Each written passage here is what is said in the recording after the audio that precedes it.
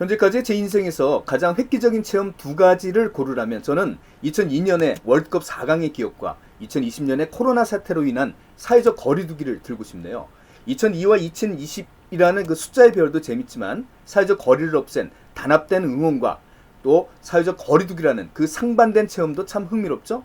네, 오늘은 코로나19 이후에 과연 오프라인 유통업체 매장의 모습은 어떻게 변할까에 대해 리서치한 내용을 기반으로 제 개인적인 견해를 한번 소개해 볼까 합니다. 참고로 여기서의 오프라인 매장은 식음료 매장 같은 거를 제외한 전문 대형 유통업체 매장에 초점을 맞췄습니다. 아마 마케팅, 유통업계, 그리고 매장 운영하시는 분들뿐만 아니라 소비자로서도 앞으로 매장 쇼핑 라이프 스타일이 어떻게 될까 궁금해 하시는 분들 많으실 텐데요. 참고가 되었으면 좋겠습니다. 코로나19가 어느 정도 사라진다고 해도 한번 경험해본 엄청난 체험으로 인해서 많은 사람들은 여전히 마스크를 낀 채로 다닐 거라는, 그래서 코로나를 의식하면서 살 거라는 그 위드 코로나라는 용어가 조심스럽게 나오고 있죠. 이러한 코로나 시대 트렌드로서 조금씩 고개를 들고 있는 현상이나 전망들을 하나씩 들면 이렇습니다.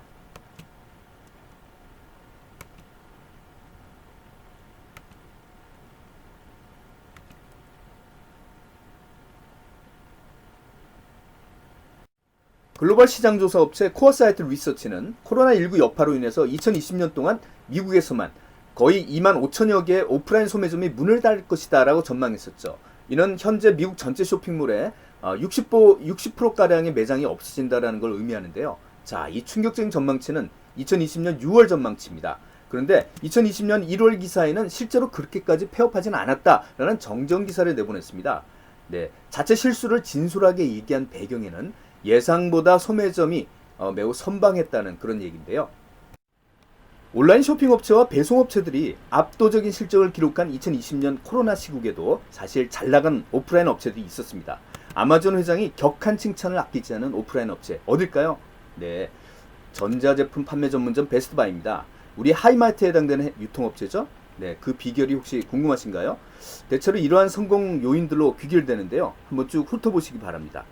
네, 감 잡으셨나요? 이 업체 전략을 크게 세 가지로 요약하면 이렇게 표현할 수 있습니다. 첫째, 경쟁업체는 아마존을 따라잡을 수 없는 것은 빨리 따라잡고, 둘째, 도저히 따라잡을 수 없는 약점은 다른 것으로 메꾼다는 거죠. 즉, 배송은 죽었다 깨어나다 아마존을 못 이긴다면 전자제품 전문 지식을 갖고 있는 서비스 인력이 방문해서 설치하고 사용법 전수 등을 친절하게 해준다는 것입니다. 셋째, 아마존에 비해서 자신만이 갖고 있는 장점은 더욱 강화시켜서 그 격차를 벌린다는 것이죠. 그럼 오프라인 매장의 미래에 대한 마케팅 석학의 서적을 한번 살펴볼까요? 마케팅 학계에서는 전 세계적으로 이분을 단연 꼽는데요. 전 세계 마케팅 이론서는 사실 이분의 이론을 근간으로 하고 있죠. 이분이 코로나 사태 이전이긴 하지만 이 책을 출간했죠. 그 소매점의 진화 과정을 크게 네 단계로 구분하는 건데요. 가장 최근 단계인 리테일 4.0은 디지털을 오프라인에 반영해서 온오프라인을 연계함으로써 온라인만으로는 제공하지 못하는 고객의 쇼핑 체험을 강화해야 된다라는 그런 얘기인데요. 꼭 온라인 시장만의 성장보다는 오프라인 매장도 중요시하게 바라봐야 된다라는 그 지점이 매우 흥미롭죠. 네, 이러한 온오프라인 통합을 위해 10가지 소매 전략을 세웠습니다. 세부적으로 관심 있는 분들 한번 책을 보시기를 강추하고 여기서는 그냥 넘어가겠습니다. 전문가들의 대체적인 시각은 전자상거래가 매장을 대체한다는 것은 오해라고 합니다. 기본적으로 사람은 사회적 동물이기에 코로나 사태로 인해서 온라인 쇼핑, 배달, 배송을 이용하면 할수록 오프라인에 대한 빈 구석이 커질 거라는 그런 얘기죠. 가상현실의 매트릭스 세계가 구현되기 전까지는 말이죠. 그리고 오프라인 매장은 사회적 동물인 소비자에게 온라인이 제공하지 못하는 그런 체험을 주기 위해서 다양한 증강현실 등의 온라인 기술과 재미거리를 오프라인에 통합한다는 소위 옴니채널 내지 오토 전략을 구사하고 있으면서 자, 이러한 전략은 유통업체가 앞으로 갈 방향이라는 것입니다. 그래서 온라인에서 출발한 아마존이 계속 다양한 업종의 오프라인 매장을 인수해 가는 이유도 바로 여기에 있다고 보여지는데요. 특히 요새 기업들이 공략 중인 젊은 Z세대들, 온라인보다는 오프라인 체험을 중시한다라는 점도 매우 주목되는 현실이죠. 그래서 화장품 체험 매장 이니스프리에서는 언택트를 원하는 젊은 층은 자, 구분된 바구니로 확인해서 인적 서비스를 배제하는 그런 차별화된 서비스 전략으로 전 세계에 주목을 받기도 했습니다. 방금 온라인과 오프라인을 연계하는 오토 개념이 나왔죠. 네, 왜 기업들은 이 두 채널들을 서로 복합적으로 연결시키는 걸까요? 네, 기존에는 온라인 고객, 오프라인 고객 서로 구분되어 있었지만 요새 소비자들은 특정 제품의 구매 과정에서 온라인, 오프라인 두 채널을 그때그때 섞어서 활용하고 있기 때문이에요. 왜냐하면 한 채널만으로는 나름 불편함이 있다는 그런 얘기죠. 그래서 오프라인 매장에서 제품을 보고 구입은 온라인 가서 하는 쇼루밍족이 있는가 하면 온라인에서 폭넓은 정보 탐색을 하고 구매는 매장에 가서 하는 역쇼루밍족도 있습니다. 이때 최종적으로 오프라인 매장에 와서 구매를 하는 사람들은 바로 이러한 오프라인만의 차별화된 강점을 원하는 거죠. 물론 온라인의 차별화된 강점도 있겠죠. 자, 이러한 각 채널의 강점은 바로 상대 채널의 약점이 된다고 볼 수가 있습니다. 이번에는 오프라인의 차별화된 고객 체험을 소개하는 신간 서적 하나 소개해 볼까 합니다. 이 책은 출간 시기로 볼 때는 코로나 사태를 반영한 서적이라 한층 흥미를 끄는데요. 언택트 시대의 고객 경험을 극대화하는 8가지 전략을 제시해놨습니다. 목자 중심으로 살펴보면 이렇습니다. 네, 대체로 온라인 채널이 주지 못하는 인간의 오감을 자극하는 다양한 체험을 제시하는 거 좀 느끼시나요? 네, 저는 이 와중에 피지털이라는 용어에 눈길이 가네요. 온라인만의 강점인 편의성을 디지털 기술을 통해서 오프라인에 반영한다는 그런 얘기겠죠. 어쨌든 이제는 매장이 물건만 파는 곳이 되어서는 승산이 없다는 그런 느낌도 드네요. 문제는 이런 매장을 지향하기 위한 디지털 트랜스포메이션과 옴니채널 이런 것들을 하려면 기업이 상당한 규모의 자본을 갖춰야만 가능하다고 생각되는데요.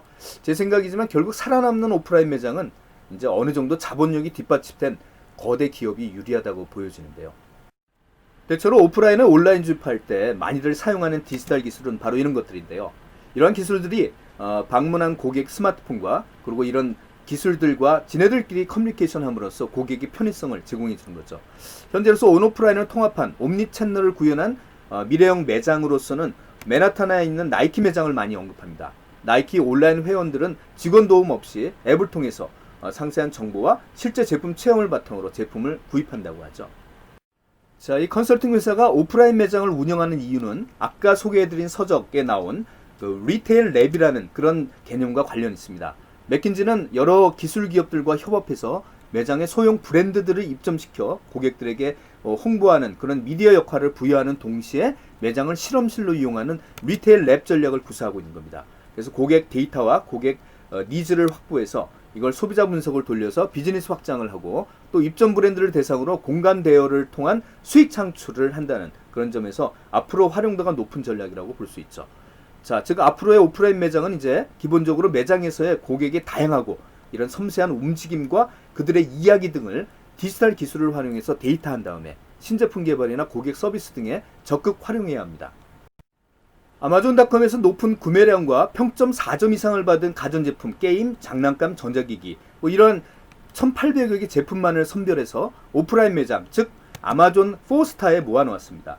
자, 온라인 데이터를 이용해서 최적의 오프라인 매장을 만든 거네요. 자, 이 경우에는 온라인을 실험실로 활용해서 오프라인을 온라인처럼 꾸며놓은 거죠.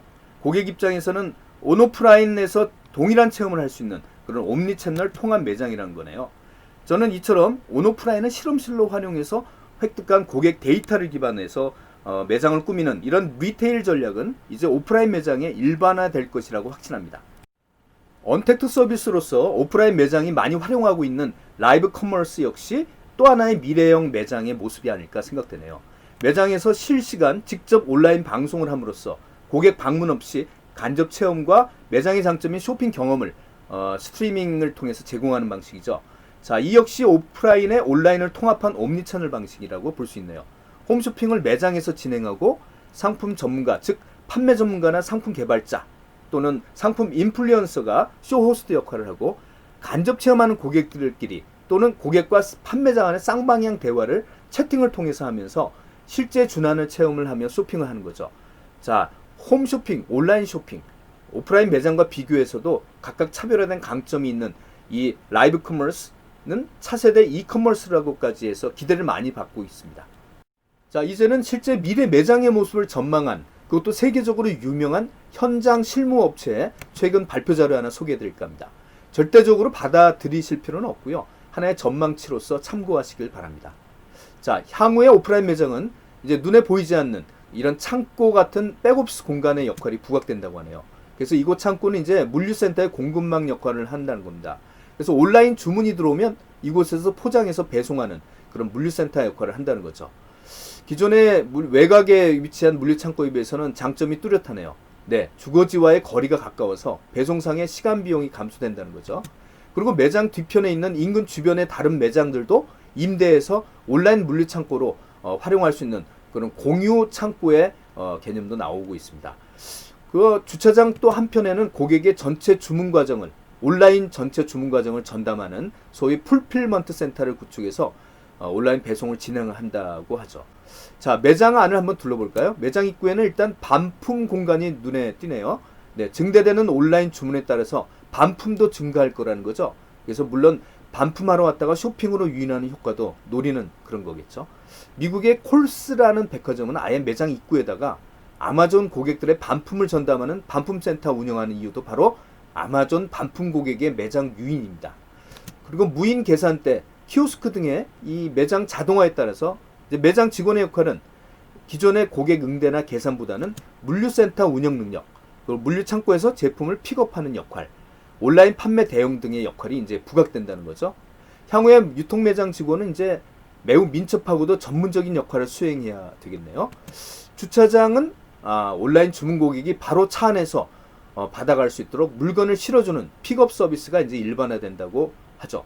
참고로 국내 이마트 일부 매장에서는 아직 실험적이지만 고객이 온라인으로 주문하면 로봇이 대신 장보기를 대행한 후에 매장 안에 지정된 장소에 로봇이 놓아두면 이제 고객이 들어와서 바로 픽업만 해가는 그런 온오프라인 통합 무인 픽업 서비스도 이제 실시되고 있는 상황입니다. 마지막으로 국내 유통업체의 현재 물 및 경쟁 상황을 바탕으로 향후의 경쟁 상황을 한번 전망해보고 마치겠습니다. 중장기적으로는 온라인 쇼핑 업체 그 플랫폼 업체와 오프라인 기반의 유통업체 간의 O2O 전쟁이 치열하게 전개될 전망이죠. 단기적으로는 오프라인 유통업체는 오픈마켓을 도입해서 포스트 코로나 시대에 박차를 가할 겁니다. 그리고 온라인 플랫폼 업체 간에는 어떨까요? 예, 이들 업체 간은 시장 지배를 향한 치킨 게임이 전망됩니다. 플랫폼 간의 시장 점유율 격차가 크지 않아서 치열한 치킨 게임을 하고 있지만 누가 먼저 시장 점유율 임계치를 달성하느냐에 따라서 시장 재편 시기가 앞당겨질 가능성이 있다라고 전문가들이 언급하고 있네요. 일정 수준 이상 시장 점유율을 확보하게 되면 네트워크 효과와 규모의 경제 효과 뭐 이런 것들로 인해서 시장 점유율 확대에 가속도가 붙게 된다고 합니다. 그리고 방대한 고객 데이터나 기존의 물류 인프라 등을 활용해서 수익 모델 구축하는 것이 용이해진다는 거죠. 자, 이렇게 되면 소수의 지배적 플레이어와 다수의 니치 자그마한 플레이어들로 양분되는 시장 구조가 형성될 전망입니다. 아마존이 50%를 점유하는 미국 온라인 시장, 알리바바가 63% 차지하는 중국 온라인 시장도 바로 이러한 과정을 거쳐서 시장 지배자가 된 것입니다. 자, 오늘 준비한 내용 여기까지고요. 많은 자료를 기반으로 제 나름 정성껏 준비해봤는데 도움 좀 되셨나요? 네, 앞으로도 정기적으로 이런 컨텐츠를 개발하고자 하니까 좋아요나 구독 버튼 한번 눌러주시면 제가 정기적으로 찾아뵐 겁니다. 고맙습니다.